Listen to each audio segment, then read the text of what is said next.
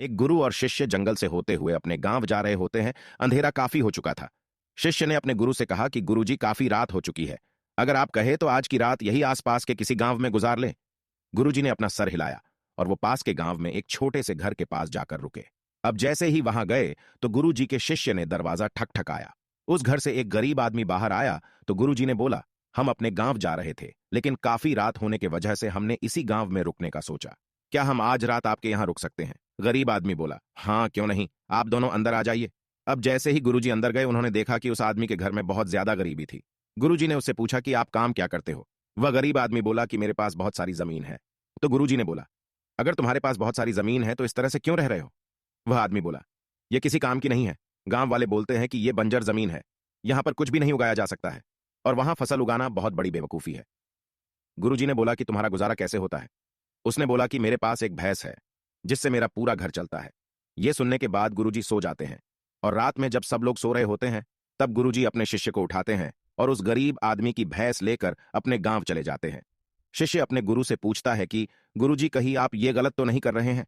उस गरीब आदमी की रोजी रोटी इसी भैंस की वजह से चलती है। तो गुरुजी अपने शिष्य की तरफ देखते हैं और मुस्कुराते हुए आगे बढ़ जाते हैं। उस बात को तकरीबन 10 साल गुजर जाती है, और जो गुरु का शिष्य था वह बहुत बड़ा गुरु बन चुका था। तो एक दिन उन्हें उस गरीब आदमी की याद आती है कि मेरे गुरु ने उस आदमी के साथ अच्छा नहीं किया था। मुझे एक बार चलकर देखना चाहिए कि वह आदमी अब किस परिस्थिति में है। वह शिष्य उस गांव की तरफ जाता है, और वहां जैसे ही पहुंचता है तो वह देखता है कि जहां पर उस गरीब आदमी का झोपड़ा था वहां पर एक बड़ा ही आलीशान महल बन चुका था, और उस झोपड़ी के बाहर जो बंजर जमीन थी उस पर फल और फूलों के बगीचे थे।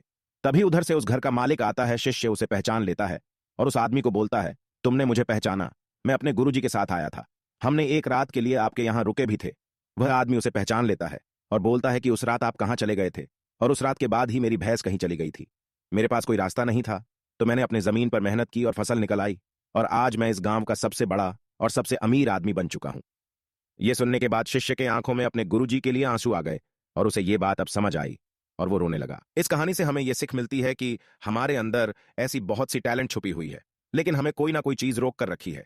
वो आपके फैमिली वाले भी हो सकते हैं, आपकी जॉब भी हो सकती है, कुछ और भी हो सकता है। देखिए, आपके पास भी तो भैंस की जैसी कोई दूसरी चीज तो नहीं है जिसने आपको आगे बढ़ने से रोक कर रखा है, जो आपको कभी आगे नहीं बढ़ने देगी। इसीलिए सबकी सुनो और अपना करो। दोस्तों, मिलते हैं किसी और मोटिवेशनल वीडियो में। जब तक के लिए जय हिंद, जय भारत।